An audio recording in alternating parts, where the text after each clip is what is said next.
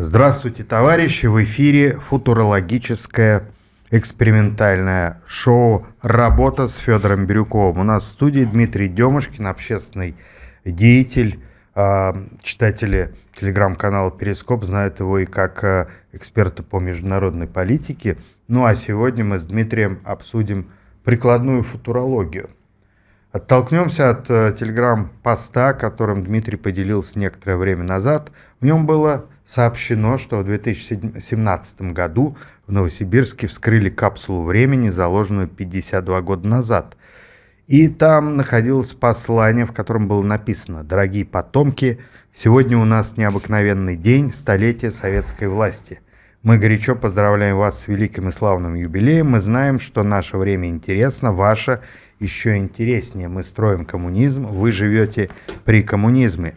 Мы верим, что вы превосходно оборудовали нашу прекрасную голубую планету Земля, освоили Луну и высадились на Марсе, что вы продолжаете штурм космоса, который начали люди первого 50-летия, и ваши корабли давно уже бороздят галактику, что вы ведете переговоры о научном и культурном сотрудничестве с представителями других иноземных цивилизаций.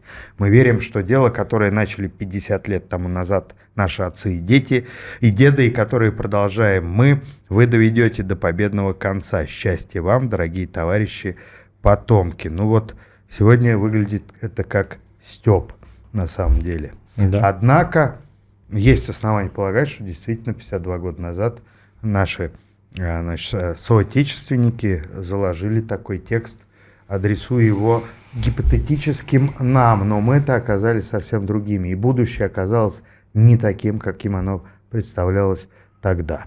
Я тебе больше скажу. Печальная ситуация данного статьи заключается в том, что все, наверное, без исключения, предки закладывали что-то на будущее, когда терпели, сражались, что-то строили. И, наверное, ожидания всегда их потомков, если бы они увидели, не оправдывали их ожиданий. Нет ничего более, по мне, классного в литературе, чем советская фантастика 70-х, 60-х, начиная годов.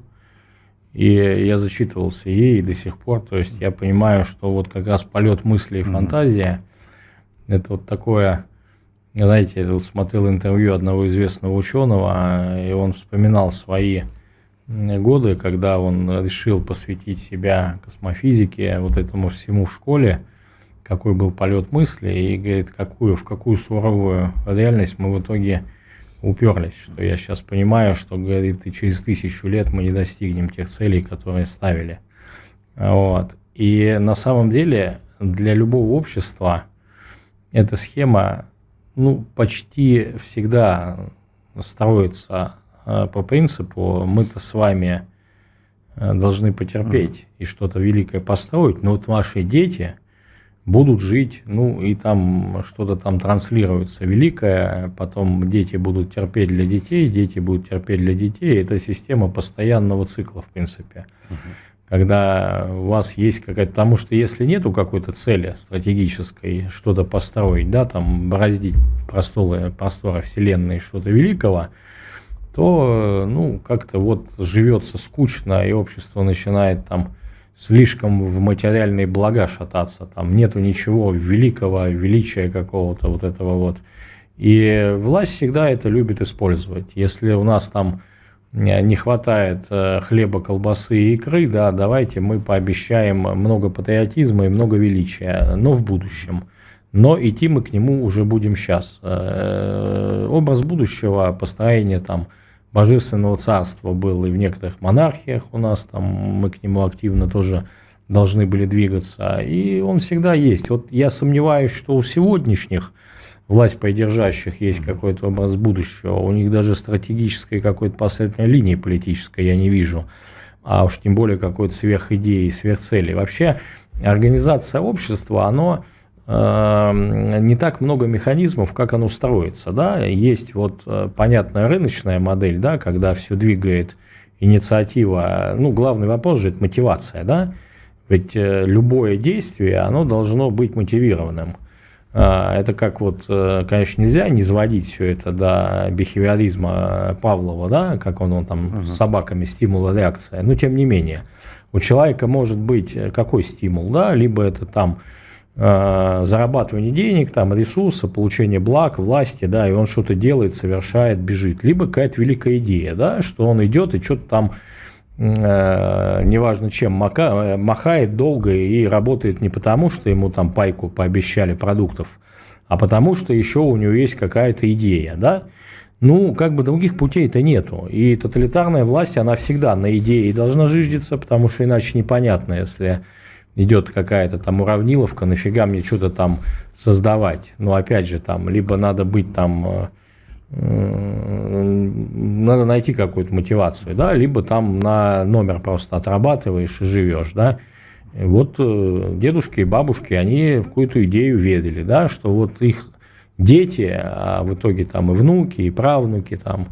И вот ты сейчас сказал капсулу времени, и очень много в сети сейчас таких мемов, разговоров с Гагарином видел, да, когда, ну, Гагарин – это человек-эпоха все-таки тогда, когда Гагарин задает какой-то вопрос улыбчивый, ему отвечают. Вот если бы Гагарин сегодня бы глянул бы на нашу действительность и взяли бы ему повестку за последний год, все значимые новости, которые происходили в России, он бы, думаю, предпочел бы остаться бы, вернуться и до конца прожить в той эпохе, никогда не глядя в будущее.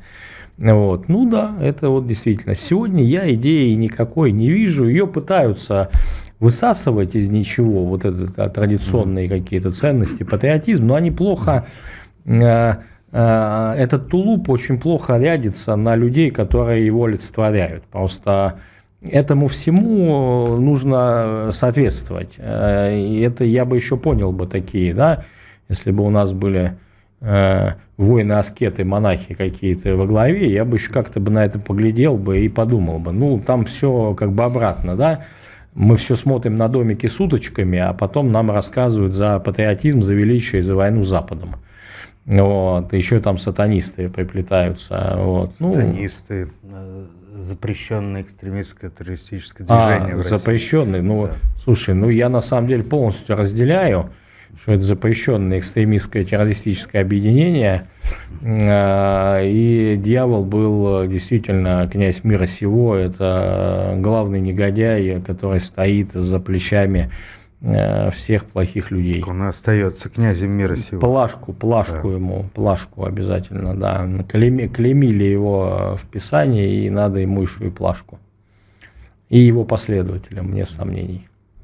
Если обратиться к Ветхому Завету, мы вспомним царя Соломона, который, значит, прославился необыкновенной мудростью. И именно мудрости просил он у Бога. Все остальные просили богатства, победы над врагами, чего-то еще материального, а он просил только одного — мудрости. И все у него за это было как раз. То есть он, обретя мудрость, он получил все, включая право построить храм. Вот это вот такой всегдашний многотысячелетний укор сильным мира сего, которые просят как раз добиваются чего-то иного помимо мудрости. Возвращаясь к мечте, ведь та мечта, которую ты читал в советской фантастике, это тоже форма мудрости, когда предполагалось, что земное развитие будет проходить рационально, значит, по-доброму, свободно и позволит какие-то открыть новые законы Вселенной, позволит достичь новых планет.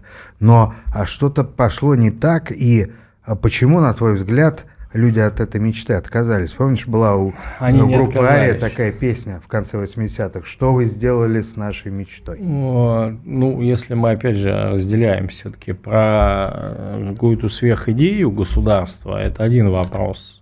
Про космос это другой вопрос. Просто исследование развития космоса столкнулось с непреодолимыми преградами, которые хорошо решались в фантастических рассказах, но чем больше мы узнавали о ледяной действительности космоса, тем меньше оставалось места для фантазии. Это не захлестнула волна не только, конечно, советских людей, но и всех остальных. Если ты посмотришь все апокалиптические там, не знаю, блокбастеры того же произведения Голливуда, уже в этом году уже должны были быть «Войны роботов», рядовые контакты с бесконечными пришельцами, и уже Земля несколько раз должна быть выжжена, уничтожена и отстроена.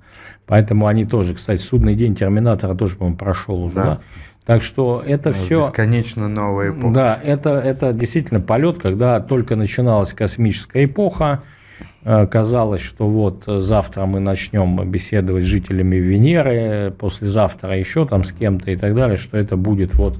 А когда это все развивалось, техническая часть, оказалось, что бесконечное количество нерешаемых вопросов, которые не только не будут решены завтра, но и, скорее всего, очень-очень долгое время. Это вот есть сейчас поп-космология, такое направление ее называют, словно говоря, где есть такие довольно серьезные в прошлом ученые, которые ну и сегодня, может быть, занимаются изысканиями, которые очень интересно про это рассказывают. Я, кстати, был еще давным-давно подписчиком серии, были отличные фильмы BBC выпускала, где вот была такая, ну, научная фантастика, их условно говоря, научная фантастика с элементами фэнтези все-таки, вот, где они там вот рассказывали про разные миры, как они могли бы выглядеть, как могли бы там колонизации происходить и так далее. Ну, все это как бы столкнулся об реальности. То есть эта мечта просто умерла в том, что ближайшие 10-100 поколений этого не достигнут, и у ученого сразу, естественно, другой появляется взгляд на это. Он уходит там в микромир, еще куда-то. А вот построение великой цели – это как вот вечное недостижимое что-то, ради чего мотивируется общество для, мобилизуется, мотивируется и мобилизуется для движение куда-то, да, то есть это движение куда-то, что-то должно быть такое, что должно захватить массы людей, и ради чего люди готовы пожертвовать немножечко даже своим благом и комфортом каким-то повседневным и сделать сверхусилия, то есть найти вот те самые нотки для мобилизации нации, чтобы нация работала, не отрабатывая просто свой день, а именно что-то пыталась создать. Вот пока мотивация работающая – это только мотивация рыночной экономики. То есть вот благо и обогащение. Понятно, почему человек суетится, создавая бизнес, он надеется войти в эту зону, чтобы заработать какие-то блага и что-то отстроить, да? Вот, собственно, здесь эта мотивационная часть нравится. Она, с одной стороны, низменная, но, с другой стороны, бесконечно эффективная. А вот мобилизовать нацию на какую-то сверхидею ради чего-то такого, ну, например, вот завтра давай пофантазируем, какую-нибудь полную ерунду придумаем, нападают на Землю какие-нибудь там, как у нас любят там в Голливуде, особенно он это красочно, все классно снимает, какие-нибудь пришельцы, и мы все быстро мобилизуемся, у нас исчезают все там противоречия моментальные, и мы все вместе спасаем Землю. Ну, или что-то такое, что всех должно объединить, по идее, да? Вот, что-то такое великое или какая-то там приближение катастрофы какой-то, да, великой, когда вся Земля должна, ну, развитая, мобилизоваться для там получения какого-то технической возможности, там, остановить уничтожение Земли, там, какого-нибудь летящего космического объекта огромного. Ну, я не знаю, любую фигню можно придумать, и вот мобилизация, или вот что-то великое такое. Ну, без этого мы вот дальше продолжаемся бесконечно жить в каких-то противоречиях своих. И наши... Вот сегодня, кстати, знаешь, вот сегодня бы предки такого не могли написать. Точнее, вот сегодняшние люди такого письма не могли написать. Вот я тебе уверяю, если мы возьмем сегодня интеллектуально здравых, развитых, образованных людей и попросим их написать письмо к детям 50 лет, оптимизма не будет нифига.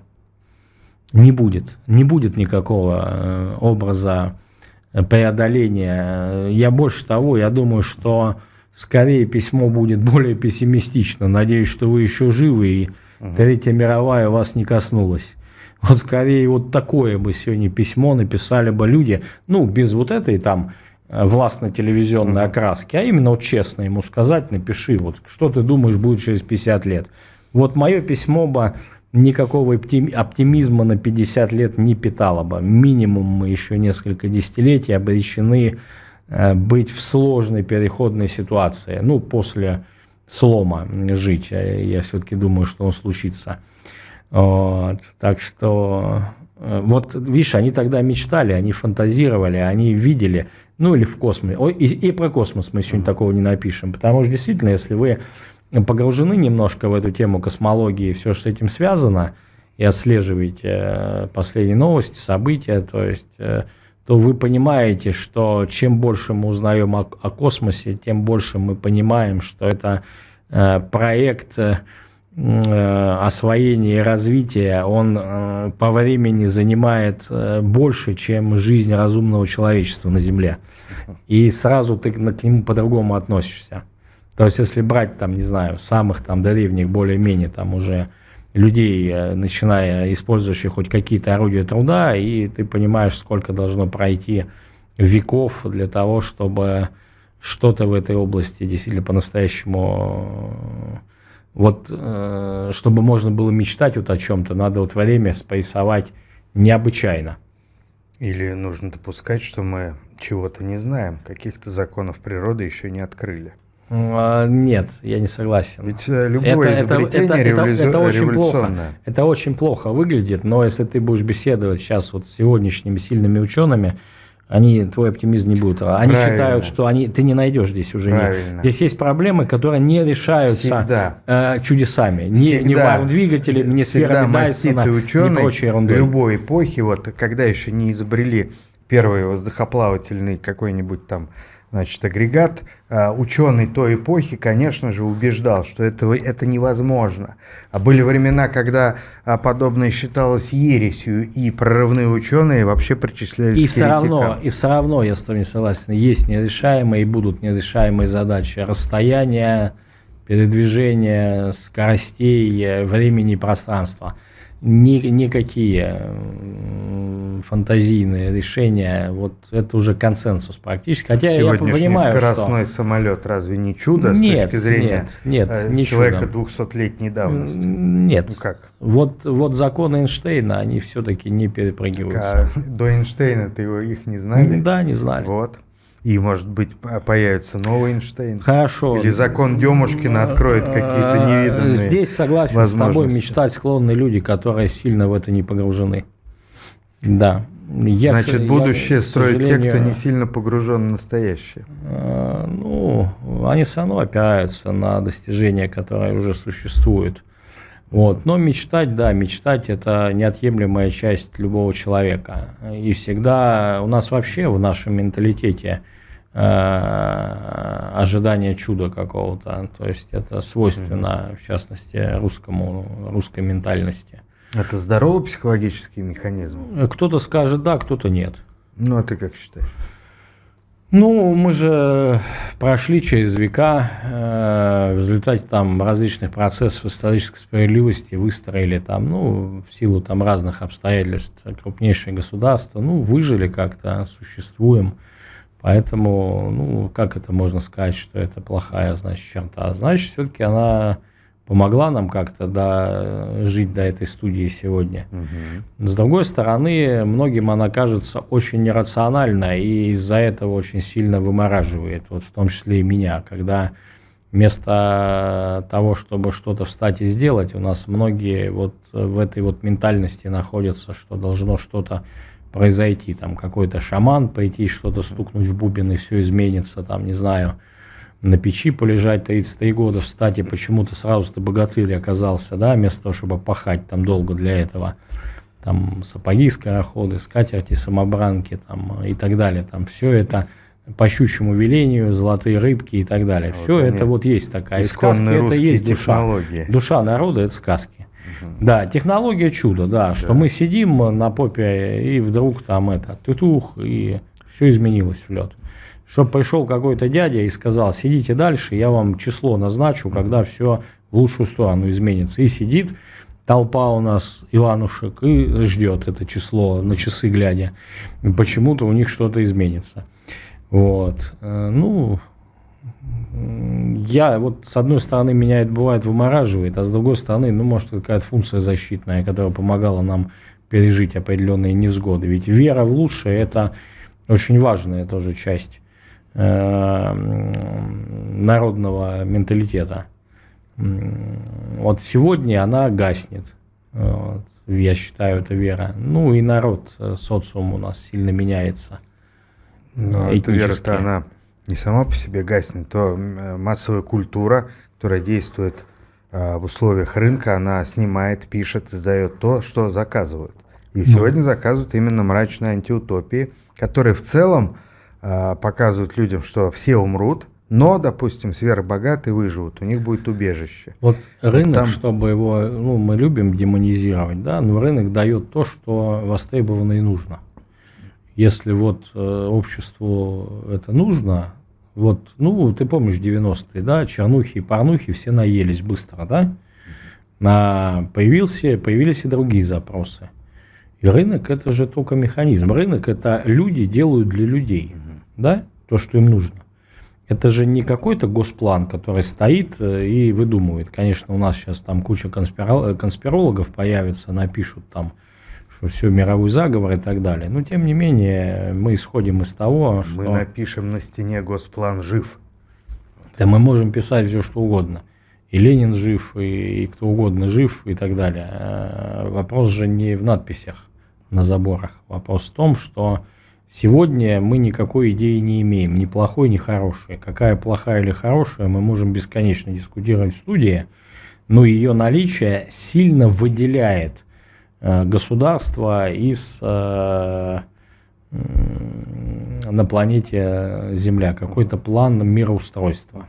А вообще идеология любая, да, если она идеология, она всегда хочет выйти за рамки любого государства и всегда борется за всю полноту мироустройства. Ну, неизбежно, потому что уклад, если вы понимаете, как вы думаете, справедливого мироустройства и распределения там общественных благ и так далее, вот это вся, я не знаю, как это все вместе, как удачнее было бы нам назвать, вы претендуете сразу на лидерство и на вектор развития мира всего, а не какого-то там отдельного государства. Сегодня какой-то идеи понятной и внятной я не вижу. Хотя вот наши, конечно, пропагандисты телевизионные бы сразу бы мне накидали бы вот этой лапши, каких-то там традиционных этих, но все это на поверку, если мы будем разбирать, рассыпается уже на уровне четких определений даже. Ну вот смотри, и несоответствие этой идеологии государство без образу. Высокой мечты не достигает высоких фраза. Результатов. Это видно по постсоветской истории, не только Российской Федерации, а практически всех постсоветских государств, стран Восточной Европы и так далее. Но вместе с тем и западное сообщество, оно также потеряло какую-то мечту. Не случайно тот же Голливуд перешел на черные образы будущего, они проще продаются. А вот, допустим, что касается рынка, я уже тебе высылал фильм Уве Болла «Гражданин Мститель». Вот его рынок не берет, ему не дают прокатное удостоверение в капитализме. Его бесплатно показывает Илон Маск, потому что увидел в этом нечто. Ну это такое же кино. У такого кино всегда было много андеграундового, которого не для широкого аудитории.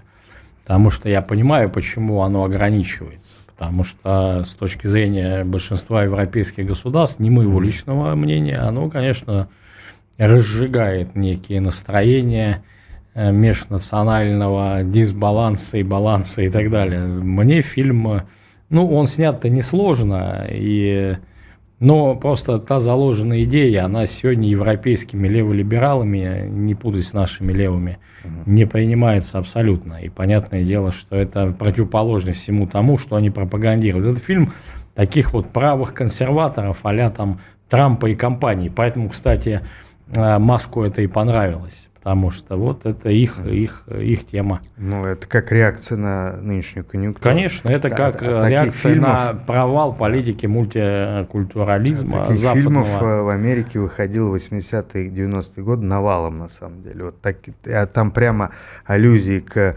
голливудской продукции, во многом категории «Б». Никто ее не запрещал никогда, всерьез не ставил. Но вот мир меняется. Там ведь какая, при всей вот чернухе, там мечта о том, что один человек может бросить вызов системы и научить этому остальных. То есть вот путь к свободе. Это, кстати, очень свойственно для Запада тоже такая модель. Если посмотришь, у них во всех фильмах герой-одиночка или какая-то узкая команда решает сверхзадачи. А у них всегда развивался индивидуализм и не поощрялся коллективизм. Если у нас это все полки и батальоны, то у них это всегда Рэмбо, который всех перемочил, пришел. Это тоже такая западная черта. А на стыке Потому эпох что у нас был брат. когда ты захватывал землю и сидел с ружьем в шляпе, тебе надо было все, кто на нее зашел, их пристрелить. У них по другим принципам развивалась государственность, строилась. Это у нас всегда надо было объединиться, чтобы что-то сделать, а они у них менталитет хозяина своего клочка, который решает все проблемы и все вопросы.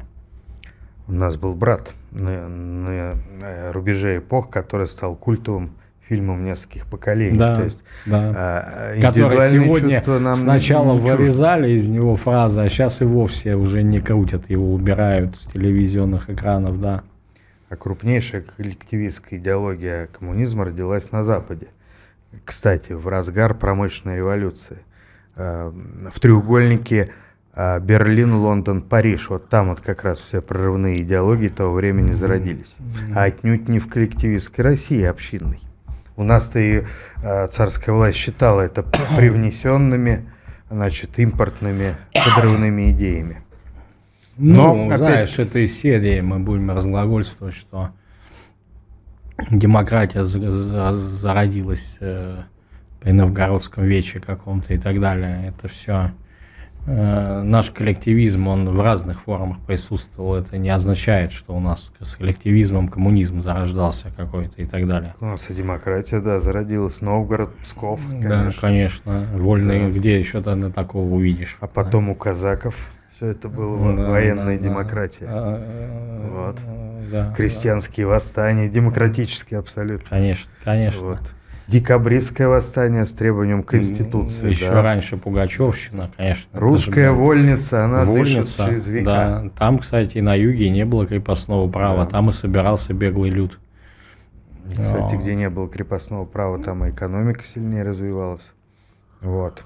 А крепостное право, опять-таки, это что? Это западное заимствование феодальное, с большим опозданием пришедшее на Русь. А у нас все с опозданием приходило, с отставанием.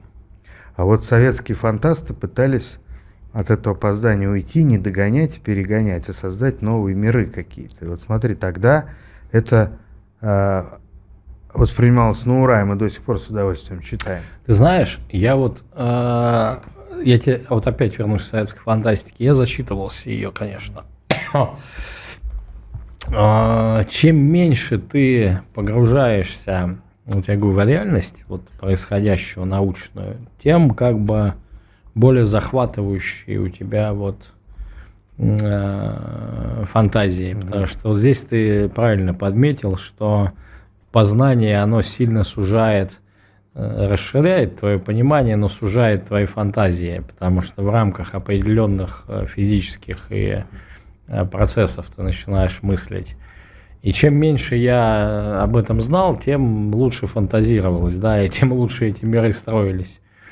Ну да, мечта какая-то, конечно, человеку свойственно это, потому что он всегда задается, а ради чего тогда жизнь, не ради же потребления через род продуктов и испражнения, что-то-то должно еще быть, и не ради даже детей, дети, что, а зачем это все, этот цикл идет и так далее. То есть здесь у человека все равно, знаешь, как в свое время религию, описывали у нас атеистические философы, тот же Лосев, что такое религия, закрепление личности и вечности, каждый эту личность вечности закреплял по-своему. Вот мечта – это вот полет какой-то вот к недостижимому или вот к чему-то такому, что вот ты проецируешь. Вот. Знаешь, где лучше всего мечтается? В тюрьме. Да.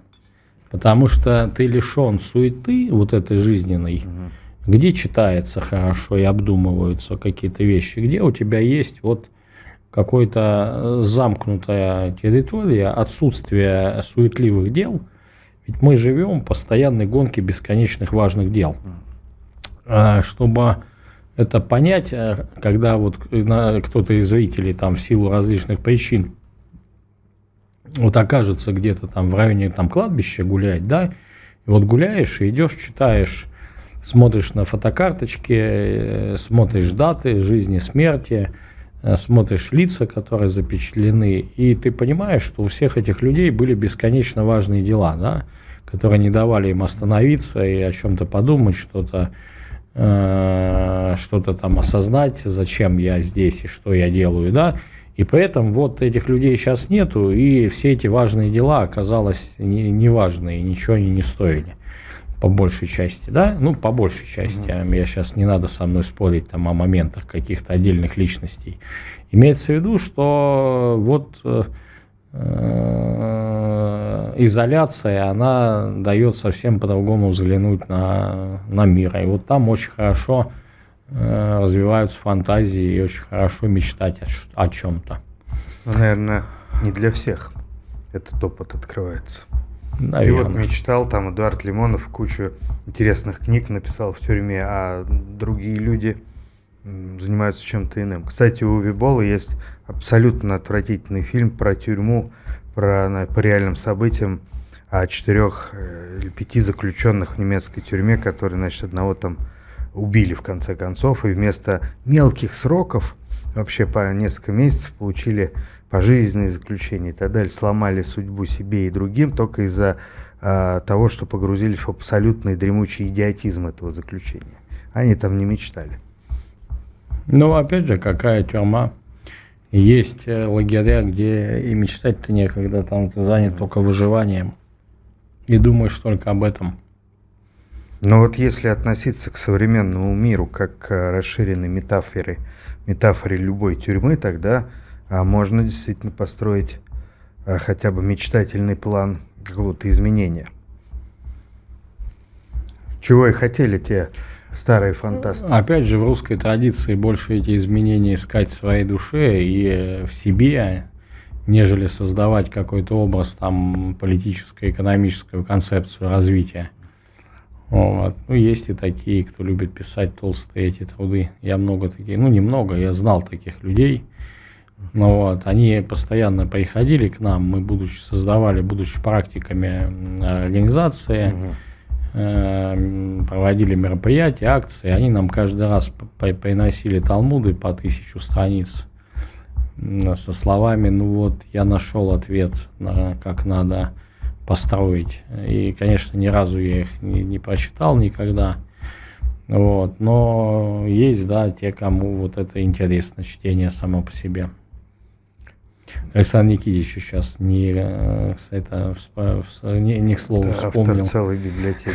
Бесконечный, как вселенная. Не будем называть фамилию, да. Ну вот, советскую и западную фантастику 70-х, 50-х годов прошлого века читают, и сейчас они издаются тиражами, потому что это интересно. Да. Футурологию, кстати, прошлый век тоже интересно читать, сравнивая, что случилось, а что нет. А вот фантастика про то, что все умрут, ну это как бы такой скоропортящий продукт-то. Угу. Через 10 лет напишут новый сценарий тотальной смерти. Они будут более забористые. А это уже как бы можно будет сжигать на дачах просто для удобрения грядок. То есть вот о чем ты говорил. Человек, начинающий из изменений внутреннего мира, он переходит к как бы построению миров будущего вот в этой фантастике. Именно так. А если ты пытаешься обжиться в глобальном лагере, который есть сегодня, то ничего невозможно писать интересного, кроме такого скучного трактата о том, как нам обустроить этот вечный лагерь. Ну, скучно, да. Просто... Хотя, с другой стороны, вот что движет повестку? Новости недели, события, которые... Вот у нас сейчас информационная лента невероятно перегружена.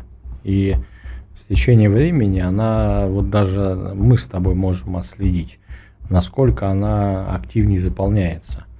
То есть сегодняшнюю ленту, если мы возьмем каждую новость дня, можно было бы мусолить месяц, там еще 5 лет назад. Сегодня это уже проходит как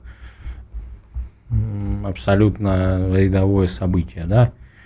И люди настолько потихонечку, как вот это окно Авертона, начинают привыкать к тому, что происходит, что на секунду человек, вырываясь из этого, вот у меня недавно человек съездил в Белоруссию, казалось бы, да, ну что Белоруссия, как нисходительно говорили, младший брат, где все не клеится. Он говорит, я приехал, и вдруг я понял, что все чисто убрано, нету толп мигрантов, есть везде бензин и работает все сети, и не нужно никаких там отдельных мессенджеров подключать.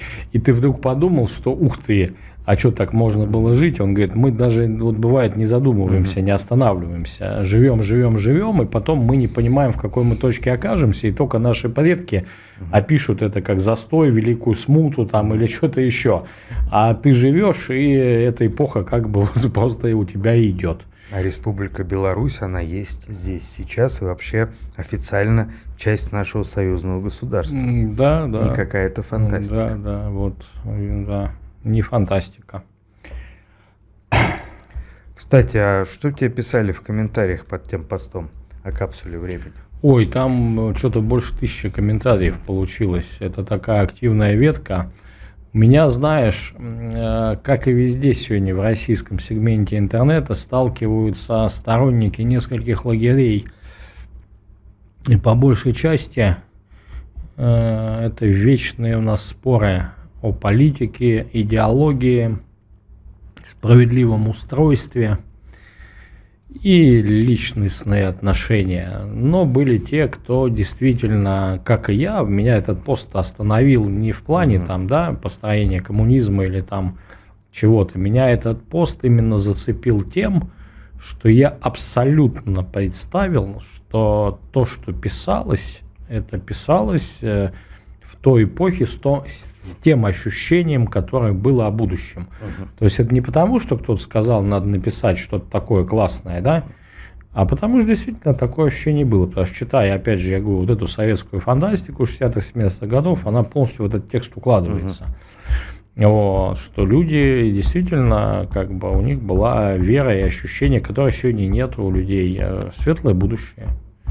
Вот. А без этой веры непонятное решение. Тогда надо жить здесь и сейчас, если нету светлого будущего завтра. Срочно бежать за кредитом. Ну, если завтра еще хуже, чем сегодня, тогда нафига я буду стараться для завтра, надо жить сегодня. А жить сегодня сразу меняется модель общества. Все-таки позитивная мечта необходима. Все-таки морковка нужна, которая болтается впереди. Морковку можно еще и засадить, ей огород, и вырастет много новой морковки. Это и других овощей и фруктов. Уже, когда ты к великому идешь. Это попутно решаются задачи. Потому что это, опять же, чтобы что-то засаживать, что-то создавать, нужно мобилизовываться. Итак, мечта, будь то морковка или классный проект, необходима для того, чтобы жить не бесцельно здесь сейчас, но еще и построить нормальное будущее. Проект будущего и вообще какой-то проект для государства, кроме взимания налогов и обдирания граждан, и введения запретов и ограничений, государство еще что-то должно в себе иметь. Потому что иначе возникает прямое сомнение вообще, зачем государство существует. Если только для того, чтобы придумывать утилизбор, налоги, пошлины, акцизы и всячески, собирая деньги, тратить их на бесконечный чиновничий аппарат, то возникает у гражданина иллюзия, что граждане становятся немножко анархистами. Прекрасный выход из ситуации. Мгм. Когда что-то непонятно, становитесь анархистами. Мгм. Вот, по крайней мере, хуже не будет.